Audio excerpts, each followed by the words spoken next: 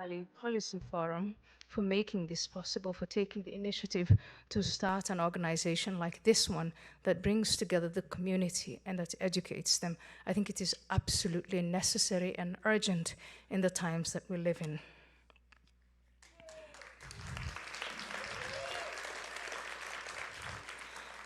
Thank you.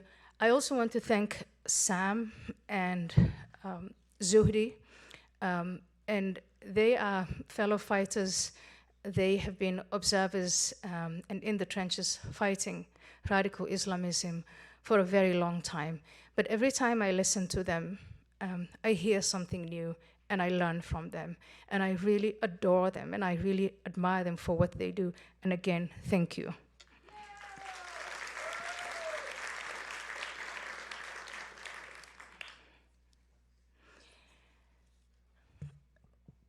Tonight's keynote is centered around the question, is Islam, radical or otherwise, a threat to the West?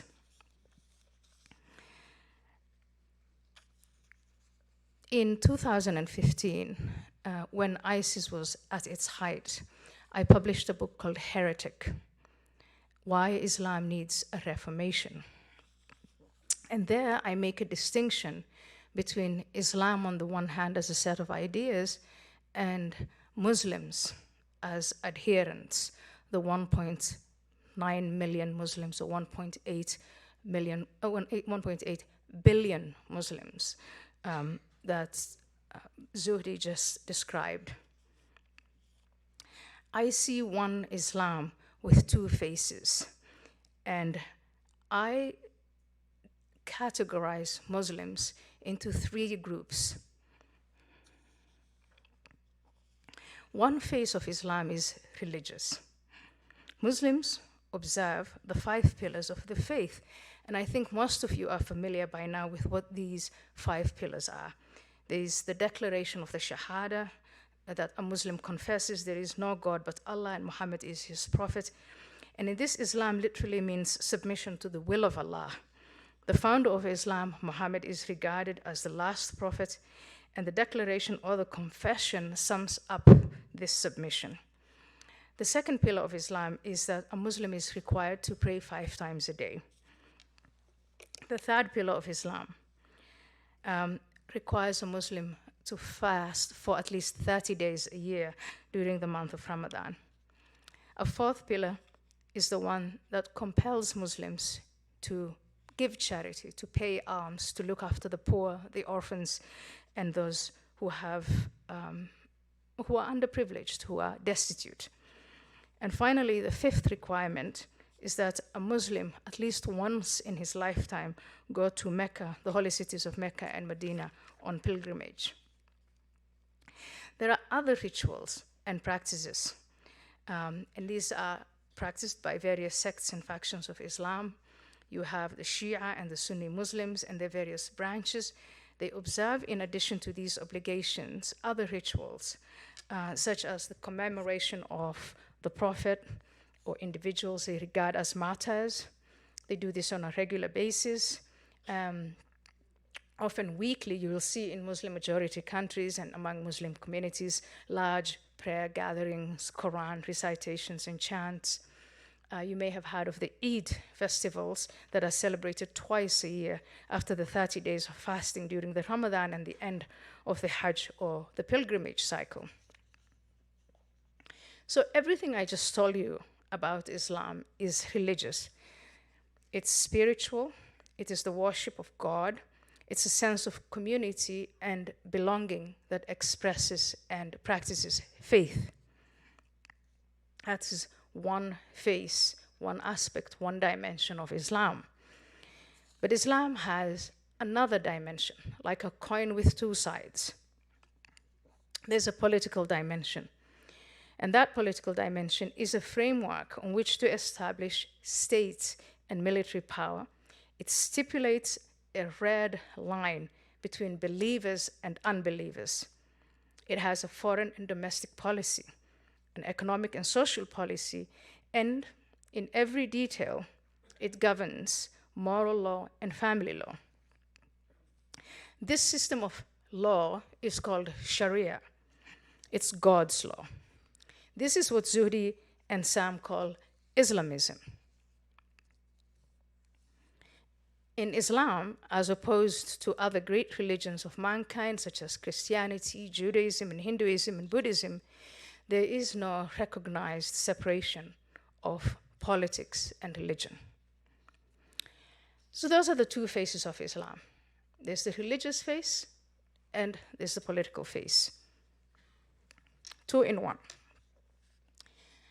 But what about Muslims? What about the 1.9 billion people, the quarter of humanity on the planet? How do you categorize them? I find the conceptual categorization of Muslims into moderates versus radicals unhelpful. That distinction tells us nothing or not enough to distinguish between those Muslims who are a threat to our way of life and the vast majority who are not a threat at all. Moreover, it's important to acknowledge that those Muslims who indeed threaten communities across the globe pose the greatest harm to fellow Muslims. I think a better categorization is to separate Muslims into three distinct groups. One, the Mecca Muslims. Two, the Medina Muslims. And three, the modifying Muslims who wish to reform Islam. For several years, after the event of 9/11/2001, after every spectacular Islamist terrorist attack, we would have a cacophony of discussion that would erupt in the Western media, posing the following questions. Why do they hate us? Why are so many Muslims silent? Why don't they condemn the attacks? Western leaders would go on a limb to persuade the public that the attacks carried out by the perpetrators, invoking the Prophet of Islam and yelling Allahu Akbar, had in fact nothing to do with Islam. Western academics and media took to making a distinction between radicals and moderates. As we now acknowledge, the spate of terrorist attacks in the West and against Western interests elsewhere had something to do with Islam. The terms moderate and radical are conceptually useless unless there is clarity on the question, moderate or radical in relation to what? What is the story? Or, as is more common these days, what is the narrative? To give you an example, here is a quote from an American Marxist called Freddie the Boer. I quote him. Freddie says, I am a Marxist. Though I'm fairly unorthodox at one point, I would still love to see a Marxist revolution. You know, an international movement of workers rising up and taking control of political and economic systems and distributing resources and labor based on need, while organized under the principle of shared ownership of the productive apparatus of society. End of quote. We get Freddie. He has a narrative. He's committed to a Marxist revolution. We know and understand on a granular level what Marxism is, the agenda of wanting to take control of the existing political and economic systems to distribute resources and wealth, etc., etc. We get that. I think Freddie is a fool. But is he a dangerous fool? And that is a conversation we have had and we can have. We can label him and his fellow Marxists either radical or moderate because we know and understand the narrative of Marx and the political and economic agenda of Marxism. We can say they are either moderate or radical in relation to their narrative. Why then do we hesitate to acknowledge the narratives that, for example, of Faisal Shahzad, the Times Square bomber? On October 5, 2010, Shahzad was convicted and sentenced by a federal judge in the Southern District of New York to life imprisonment. When asked by the judge, "Didn't you swear allegiance to this country?" Shahzad, a naturalized United States citizen, replied, "I swear, but I didn't mean it." When Faisal Shahzad heard his sentence, he smiled and he said, "Allahu Akbar." He went on to declare that he would, quote, "sacrifice 1,000 lives for Allah," that war with Muslims has just begun, and that the defeat of the United States is imminent, inshallah, that translates into God willing. I think Faisal Shahzad is an even bigger fool than Freddie the Boer. But unlike Freddie, we make excuses for Faisal and his ilk. We say, "Oh, poor them. They're humiliated, they're poor, they suffer from exclusion, they're psychologically challenged," or that they have been radicalized by bad groups. And all this may be true, and it is in fact often true.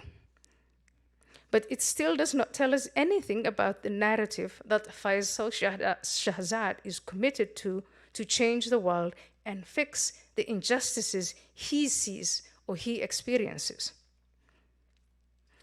The point here is not to dispute that Faisal Shahzad is radicalized. He is, but radicalized into what?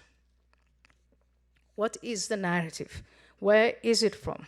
Why does it attract so many Muslims? To answer this question, you actually have to listen to him and the others and what they say, just the way you would listen to a Marxist, a follower of QAnon, a National Socialist, a liberal, or a conservative. When I did this in the early 2000s, based on my own history of adherence to radical Islam, I found that the narrative begins in the earliest days of Islam. In the year 610, at the age of 40, Muhammad, who is a resident of Mecca, says that he got a call by the angel Jibril or Gabriel while on retreat in a cave near Mecca. He says that the angel recites to him the first revelations of the Quran and informs him that he is God's last prophet. Muhammad then embarks on a decade-long campaign to persuade the residents of Mecca to give up their gods and accept his call to believe and worship the one God. For a little over a decade, he manages to convince a small following of roughly 150 to 200 people, including his wife Khadija and his best friend Abu Bakr. Muhammad and his small band of disciples used the most peaceful tools of persuasion. They spoke gently to those whose hearts and minds they wanted to capture. They modeled good behavior, like looking after orphans and imploring the residents of Mecca to be kind, compassionate, and peaceful. But all their endeavors to convert the people of Mecca to Islam through these peaceful methods failed. Muhammad and his followers were mocked. They were mistreated, and they were forced to leave Mecca. In the year 622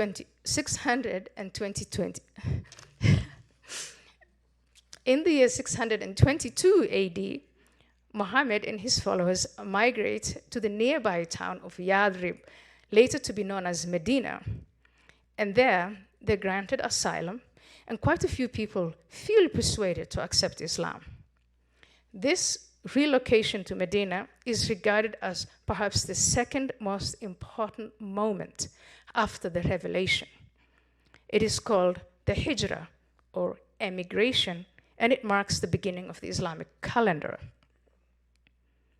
In Medina, Muhammad changes his approach to spreading the faith. He forms what perhaps today we would describe as a militia. Over time, he goes back to Mecca and he forces the population to either accept Islam or die. Those who accept are called believers, and those who reject the call to Islam are declared mortal enemies. They are dealt with the utmost gruesome violence. They're beheaded, they're flogged, they are burned, their women are captured, and their belongings taken away. It works.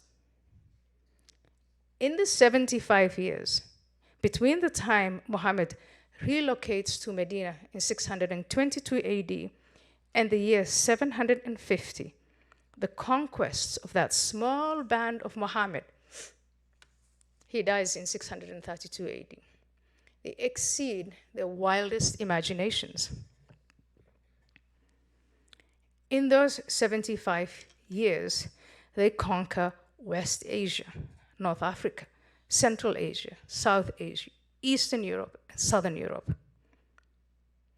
They're victorious. Sensational victory after victory is celebrated. Islamic rule is established from the Iberian Peninsula in the west to the western tip of the Indian subcontinent in the east. This is the significance of Medina. The Prophet's approach in Medina paid off. The Medina Muslims swept away communities and empires. Islam became one of the great religions and civilizations of the world. Over 14 centuries on, Muhammad has at least 1/5 of humanity who identify as Muslim and see him as their prophet. Now, if that is not breathtaking, tell me what is. The Muhammad of Mecca achieved nothing with nonviolent attempts at conversion. Not many people were interested in revelation. In Medina, he went for revolution, violent, ruthless, and total. And his followers were victorious. So if you want to categorize today's Muslims into meaningful conceptual groups and understand what the Islamist agenda is, you have to immerse yourself in the Medina narrative. If you want to answer the question, which categories of Muslims are political or have an agenda or form a threat locally or internationally, you have to understand the story of Medina and how it resonates to this day. The people I call Mecca Muslims are those who narrow their Islamic identity towards the religious dimension, the spiritual, the worshipping of God, and the observation of religious rituals. They tend to avoid politics in general. They don't like it when they're asked to take a political stand or to comment on Islamist terror attacks. They avoid anything that can throw them into cognitive dissonance. I think they are the majority of Muslim populations across the world. Think even, for instance, of the Wahhabis in Saudi Arabia or the various religious establishments in the Gulf regions. They don't challenge the state and how they're governed.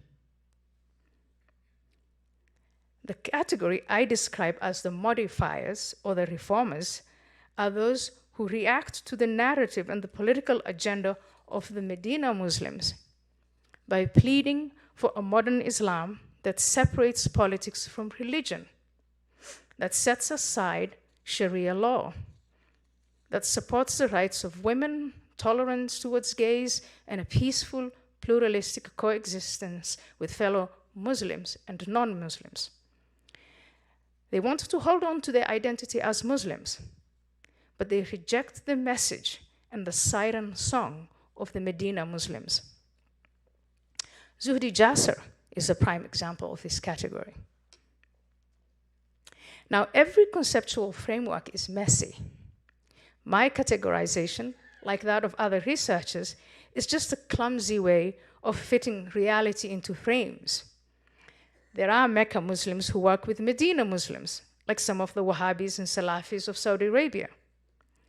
There are Medina Muslims who backslide and very often even leave Islam together. Once upon a time, I was a Medina Islam, a Medina Muslim, and I left. There are Medina Muslims who refuse to use violence because they regard it as stupid and counterproductive when the enemy is bigger and stronger. There are Muslims who set out as modifiers, but over time they feel exhausted and they give up. My book, Heretic, that I published in 2015, has all of these categories in detail, and the work especially of the modifiers. That for me was a call to say, recognize the group of modifiers. They're really, really important. There are, of course, within every political movement, those who are in it for themselves. There are loads of wannabe Medina Muslims who enjoy the attention and the prestige, the money, and other material rewards with no intention of ever realizing any kind of religious revolution. They're much like, the wealthy zip codes in America's coastal pockets. They fly the Black Lives Matter flag and the rainbow flags. They put the little BLM plaques in front of their properties, but they have no intention of surrendering their wealth for redistribution and reparations. The radical Islamist anti-establishment movements of the 20th and 21st century are led and founded on the romantic story of Medina Islam. Leaders like Ibn Taymiyyah, Ibn Qayyim, Sayyid Rashid, Hassan al-Banna, Abu Ala al-Maududi, Osama bin Laden, Sarghawi, all of these guys, and all their students, they all hark back to that story of Medina. That's the story they tell. That's where the romance is.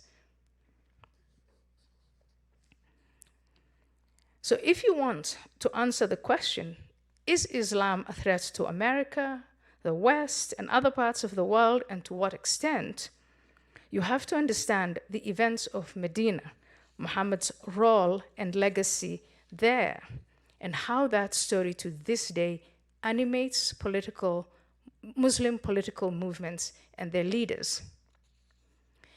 If you want to capture Freddie the Boer's Marxist political agenda in a nutshell, here's what you would say. It's a perpetual revolution to overthrow the existing political and economic order and replace it with a redistributive system of resources and labor. And once that level of justice is achieved, the revolution must go on, etc., etc. If you want to simplify the Medina agenda, it goes something like this: Dawah, Jihad, Islamic State, rinse and repeat. Dawah is the call to Islam. It's the propagation. It's the mosque, the madrasa. It's the setting up of the infrastructure of money, communications, technology, every kind of support of the mission without applying military force. Intimidation, blackmail, and other soft types of coercion are allowed. Jihad, holy war, and I think Zuhdi did a fantastic explanation of that, is applied only when the time is ripe. So it's a question of timing. Muhammad applied violence in Medina, not in Mecca. And that is how he realized the Islamic State. Once the Islamic State is realized and Sharia law is established, then believers are to embark on more and more conquests of non-Sharia states until the end of time. The revolution is perpetual. Once all the Muslims of the world have accepted Islam and live under Sharia law, then peace is attained. The definition of peace, according to Medina Muslims, is that it's when the whole world has been Islamized. Medina Muslims have proven themselves to be determined and resilient.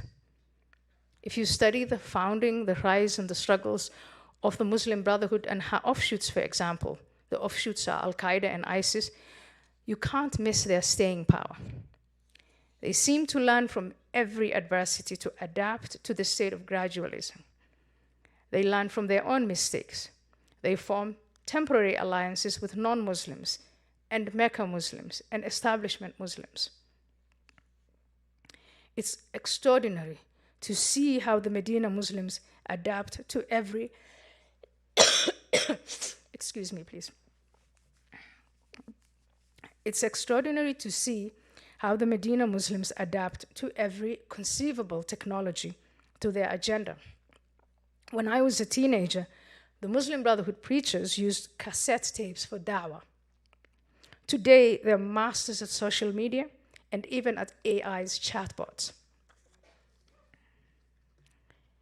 It may be that we're also seeing a convergence between the impatient, militant Medina wings and the gradualists. So if you look at the Medina Islamists, there's a militant wing, the jihadis.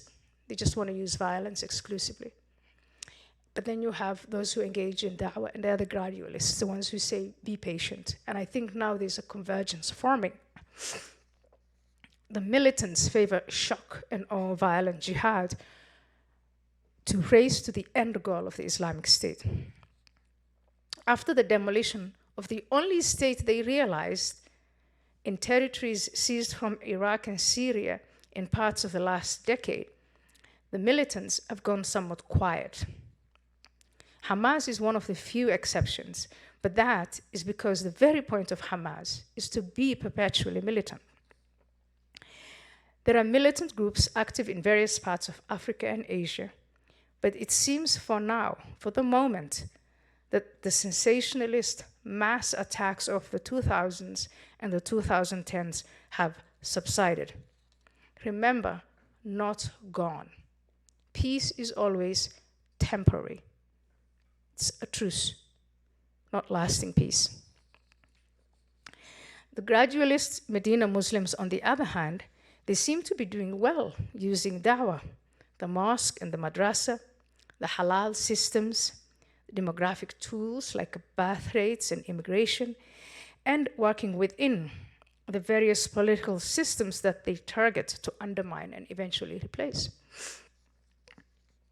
Yusuf al-Qaradawi died last year. He was a Muslim Brotherhood megastar. And one of his talking points was to urge Muslims in Europe to stop the jihadi attacks, to pause the jihadi attacks, and focus on the long game of population displacement. He told his Muslim audiences that they could conquer Europe without firing a single shot.